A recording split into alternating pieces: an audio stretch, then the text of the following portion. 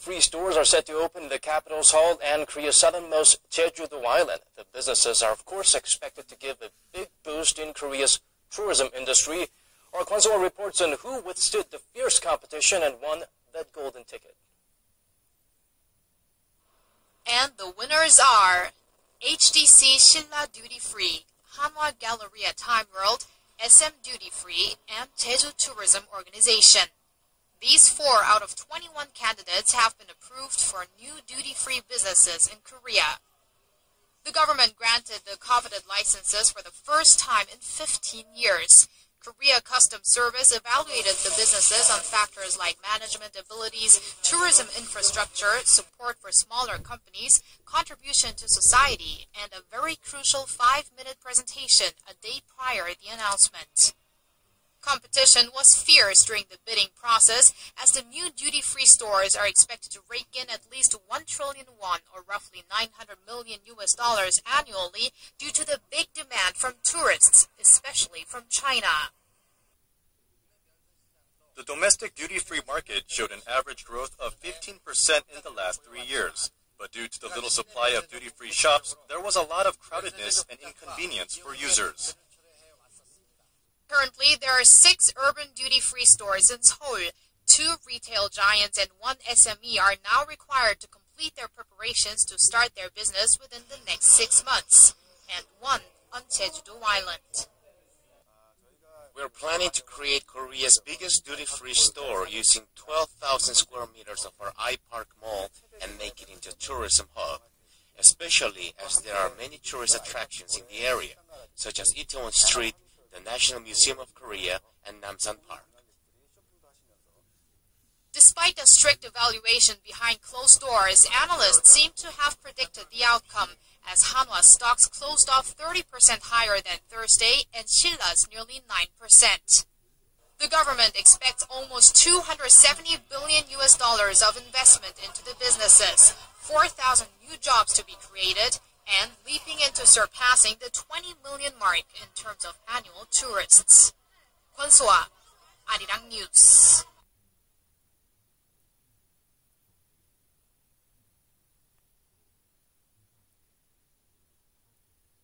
Today, President Park Geun-hye checked up on how much progress her Unification Preparation Committee has made over the past year and ways to move forward.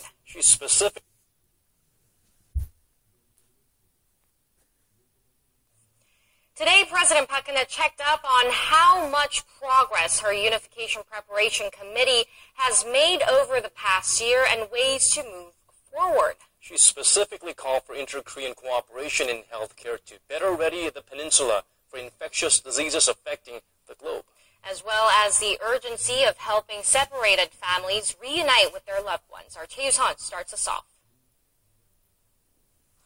Reflecting on the past year since the launch of the Unification Preparation Committee, President Park Geun-hye Reflecting on the past year since the launch of the Unification Preparation Committee, President Park Geun-hye said it's time to open up a channel of cooperation to take a step closer to peacefully uniting the 2 Koreas. She said the 2 Koreas must first and foremost cooperate to protect the people against new infectious diseases rapidly spreading around the world.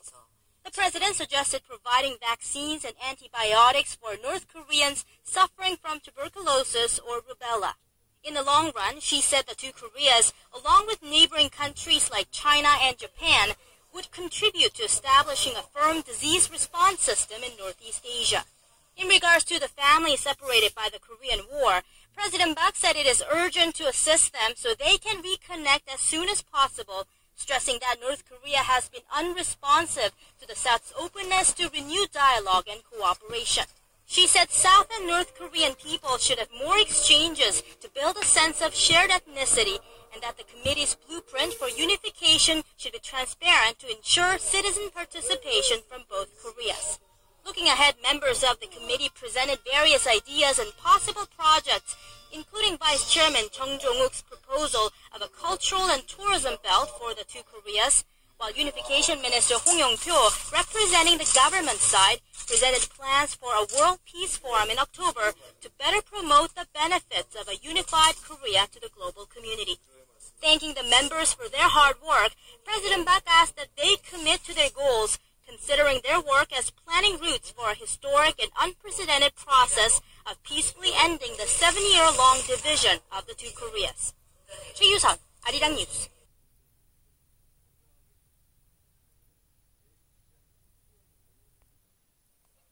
Now back here in Korea, and the nation's main rival parties are locking horns over the government's multi-billion-dollar supplementary budget plan. The ruling Saenuri party wants to pass the $10.4 billion plan in its original form by July 20th. But the main opposition New Politics Alliance for Democracy is demanding around $5 billion be cut from the proposal.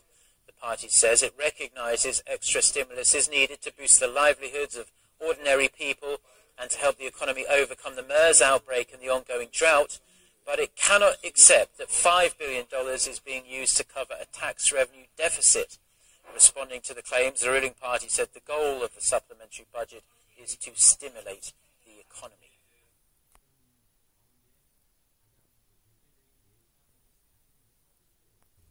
Now, Greece has just started handing over its economic reform proposals to its international creditors. No details have been released yet, but local media in Greece say the proposals will include public spending cuts worth $14.3 billion, tax hikes, and a raise of the retirement age. Now, these had originally been issues Greece's socialist government said were red lines it would never cross. Now, these reported concessions come as Greece's banking system is teetering on the brink of collapse, with bank closures extended until the end of this week. Eurozone leaders have given Athens a final deadline of Sunday to agree to reforms that could help Greece avoid bankruptcy and a possible departure from the euro. If Greece's proposals are deemed acceptable, the country's creditors could sign off on a third multi-billion-dollar bailout that should allow Greece to stay inside the currency union.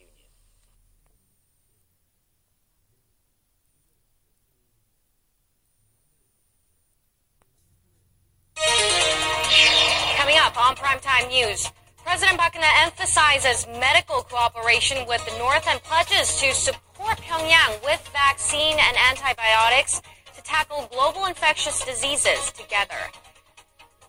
Japanese Prime Minister Shinzo Abe defends his foreign minister's claim that the phrase forced to work is not equal to the term forced labor. This as Korea's foreign minister dismisses such claims. And today, 4 new duty-free shops in downtown Seoul and Jeju were announced. The first time these coveted licenses are granted in 15 years. Stay tuned for these stories and more.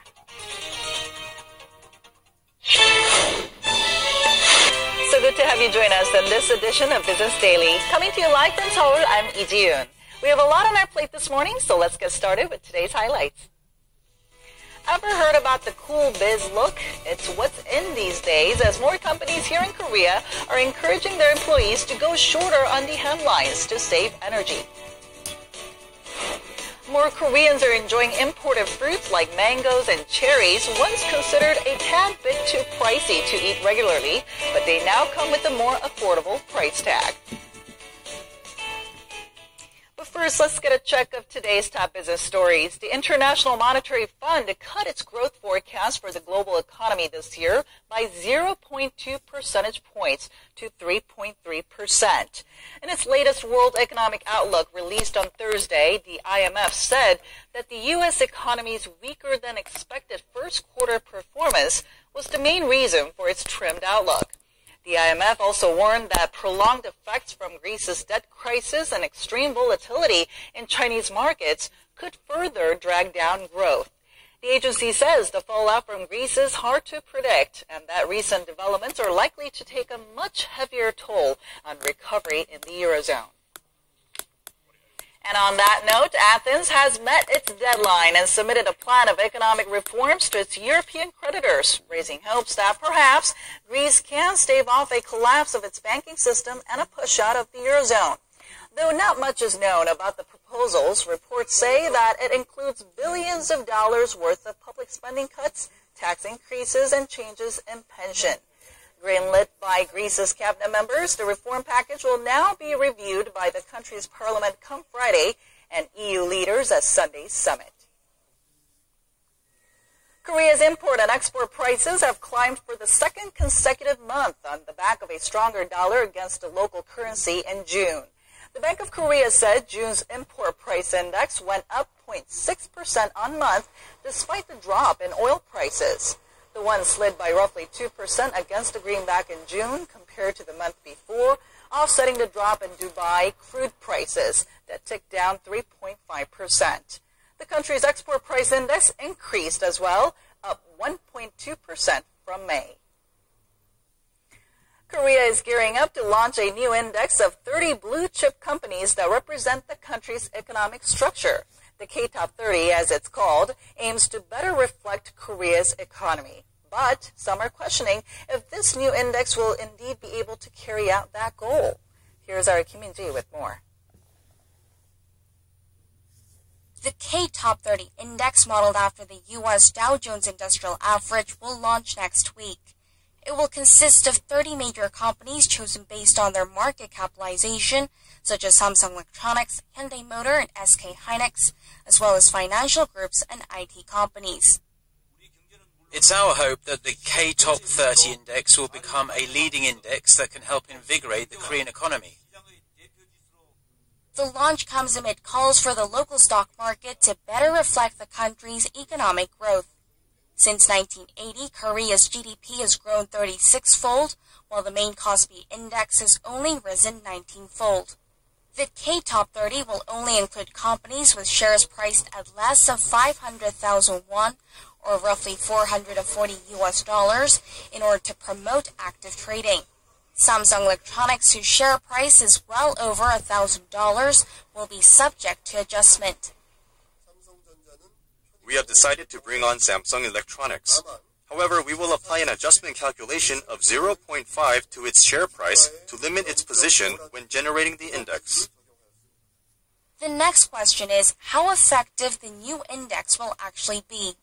In addition to the benchmark Kospi, the local bourse operator runs over 130 sub-indices, including the Kospi 200, but these smaller indices have existed more or less in name only, as they are less popular among investors because they don't reflect real market conditions. We need confirmation that the new index can guarantee stable returns. Instead of seeking immediate recognition, The two Koreas have agreed to meet for talks on their jointly run Kaesong Industrial Complex next Thursday. Seoul's Unification Ministry said Thursday that Pyongyang sent a letter agreeing to hold the sixth round of meeting for their joint committee on the management of the business park. Attention now shifts to whether the two sides will be able to resolve their ongoing tussle over a pay raise for the North Korean workers at the complex. Earlier this year, Pyongyang demanded a unilateral wage hike of over 5% for the workers, but Seoul said the issue must be agreed upon through dialogue.